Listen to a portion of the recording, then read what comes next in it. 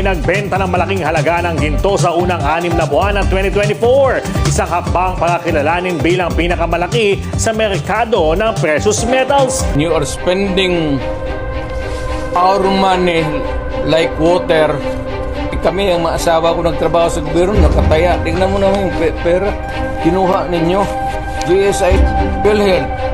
Pinagbili nila. Saan itong pera? 25 tons of gold reserves natin sold amounting to 129 billion.